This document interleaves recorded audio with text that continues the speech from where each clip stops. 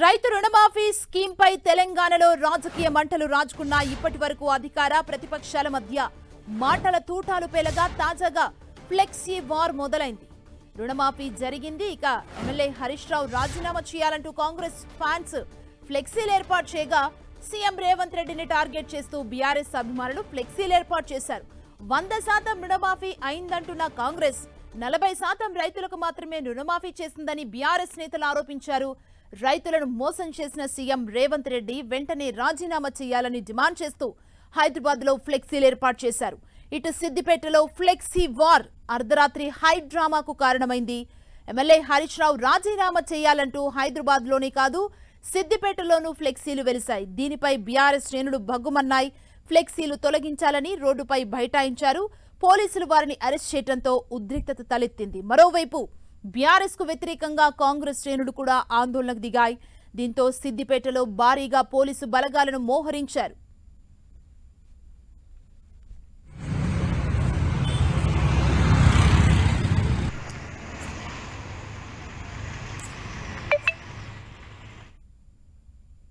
Siddipet MLA అధికారిక నివాసంపై కొందరు దుండగులు దాడి చేయడంపై మాజీ మంత్రి ఎమ్మెల్యే హరీష్ రావు సీరియస్ అయ్యారు. ఎమ్మెల్యే అధికారిక నివాసంపై కాంగ్రెస్ గూండాలు దాడి చేసి తాళాలు పగలగొట్టి ప్రభుత్వ ఆస్తిని ధ్వంసం చేయడం దారుణమన్నారు. ఈ దాడిని అడ్డుకోవాల్సిన పోలీసులే దుండగుల్ని రక్షించడం శోచనీయమన్నారు.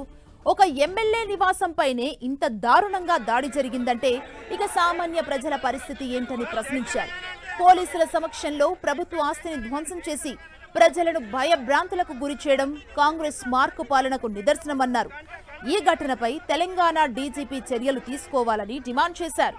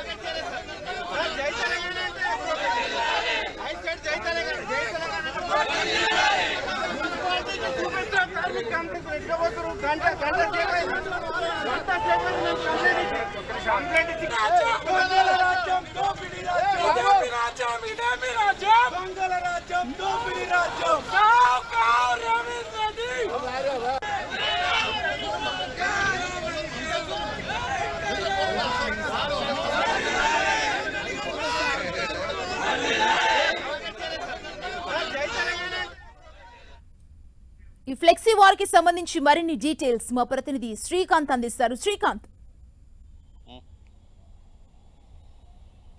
సుమా గత 2-3 రోజులుగా చూసుకుంటున్నట్లయితే రాష్ట్రంలో రాజకీయం వేడెక్కిందని చెప్పుకోవచ్చు. ఆగస్టు 15వ తేదీ నాటికి 2 లక్షల రుణమాఫీని పూర్తిగా చేశామని సీఎం రేవంత్ రెడ్డి ప్రకటించడం రాజకీయ దుమారానికి కారణమైందని మనం చెప్పుకోవచ్చు. రాష్ట్రంలో మొత్తం 40% మందికి రైతు రుణమాఫీ జరిగిందని బీఆర్ఎస్ ఆరోపణలు చేస్తుంది. 100% మందికి రుణమాఫీ రైతులందరికీ రుణమాఫీ చేస్తామన్న ప్రభుత్వం రైతులను మోసం చేసి తప్పించుకుందని ఆరోపణలు బీఆర్ఎస్ చేస్తుంది. రైతు రుణమాఫీ పూర్తిగా చేయలేకనే ఎన్నో ఆంక్షలు విధించి రైతులకు కోతలు విధించి రైతులకు 40% మాత్రమే రుణాలు మాఫీ చేసింది. దీనిపై బహిరంగ చర్చకు సిద్ధం కావాలంటూ పార్టీ వర్కింగ్ ప్రెసిడెంట్ కేటీఆర్ సవాల్ విసిరారు. ఈ పరిస్థితులు ఇలాగా ఉంటే నిన్న అంటే 100% రుణమాఫీ చేశాము మాజీ మంత్రి హరీష్ రావు రాజీనామా చేయాలి, సిద్దిపేట శాసనసభ సభ్యత్వానికి అని ఫ్లెక్సీలు వెలిశాయి. అందుకు పోటీగా ఈ రోజు కూడా రైతులను మోసం చేసిన సీఎం రాజీనామా చేయాలంటూ మరోసారి నగరంలో ఫ్లెక్సీలు వెలిశాయి. ఈ పరిస్థితుల్లో రాజకీయం రాష్ట్ర వ్యాప్తంగా వేడెక్కిందని చెప్పుకోవచ్చు. గులాబీ నేతలు కాంగ్రెస్ పార్టీ ప్రభుత్వంపై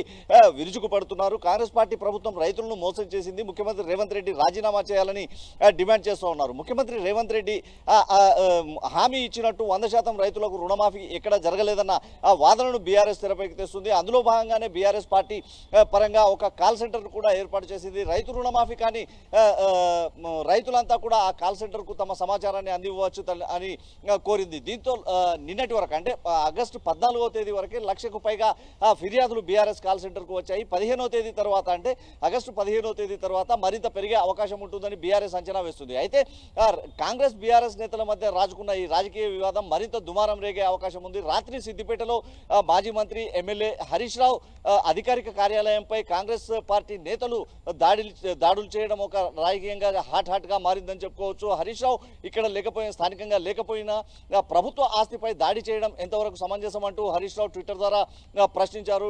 చర్యలు తీసుకోవాలని డీజీపీకి ట్యాగ్ చేయడం జరిగింది. ఈ ఘటనపై మా పార్టీ వర్కింగ్ ప్రెసిడెంట్ కేటీఆర్ కూడా కొద్దిసేపటి క్రితం స్పందించారు. అంటే కాంగ్రెస్ పార్టీ నఫరత్ కా దుకాన్ అంటూ కాంగ్రెస్ పార్టీ అగ్రనేత పార్లమెంటరీ పార్టీ నేత రాహుల్ గాంధీ ఓ వైపు వ్యాఖ్యలు చేస్తుంటే రాష్ట్రంలో మాత్రం కాంగ్రెస్ పార్టీ హింసా రాజకీయాలను ప్రోత్సహించే విధంగా వ్యవహరిస్తుందన్న ఆరోపణలను కేటీఆర్ చేయడం జరిగింది. ఈ పరిణామాలు చూస్తుంటే రాబోయే రోజుల్లో ఈ అంశం మరింత రాజకీయంగా దుమారం రేపే అవకాశం కనిపిస్తుంది. సుమా, థ్యాంక్ యూ శ్రీకాంత్.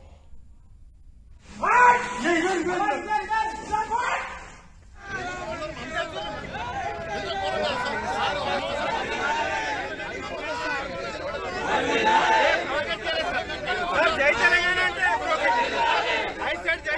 జై తెలంగాణ